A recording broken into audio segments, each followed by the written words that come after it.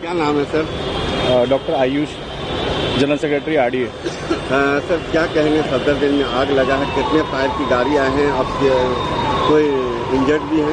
नहीं, अभी तक अप्रॉक्स 10 गाड़ियाँ आ चुकी है, कोई कैजुअलिटी नहीं है अभी तक। एक सिस्टर ऊपर 3rd फ्लोर पे फंसी हुई थी, उनको निकाल लिया गया है। सारे लोग यहाँ पे सुरक्षित हैं। और जो भी थोड़ा था, एक स्टोर रूम थी उसमें कुछ मेडिसिन रखे हुए थे। और ये जो फायर है ये शॉर्ट सर्किट की वजह से हुआ है। यहाँ पे शॉर्ट सर्किट देर के बाद फायर की गाड़ियाँ हैं? मौके पे अप्रॉक्स 10 मिनट के अंदर 2-3 गाड़ियाँ पहुँच गई थी। फिर उसके बाद अगले 10 मिनट में 3-4 गाड़ी और पहुँच गई। ऐसे करते 10 गाड़ियाँ हैं। अभी स्थिति पूरे नियंत्रण में है।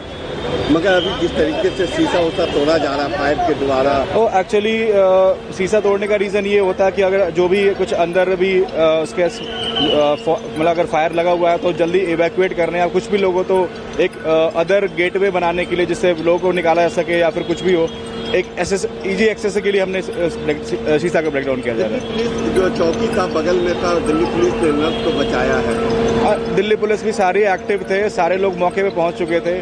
और अब यहाँ पे उनके सहयोग से और साथ में फायर ब्रिगेड वाली टीम के साथ दोनों ने काफ़ी जल्दी मतलब दोनों आपस में कोऑर्डिनेट करके। और क्या नाम है आपका? मैं मनोज कुमार शर्मा, मंडल अधिकारी साउथ डिवीजन को देखता हूँ।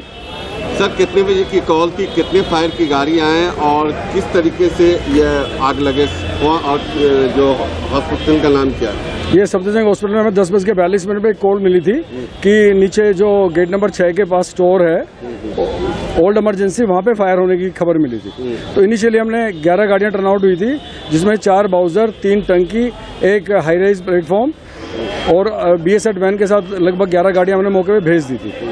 कोई इंजर्ड भी है सर? अभी तक कोई रिपोर्टेड नहीं है। एक नर्स को हमने 3rd फ्लोर से जरूर निकाला था जो थोड़ी एज थी, वो भी ठीक है।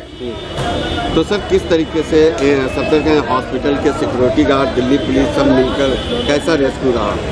नहीं, अंदर देखो फायर में तो हम किसी को फिर आने नहीं देते। बाकी कॉल जब आग लग गई थी उस समय कोई भी नहीं था।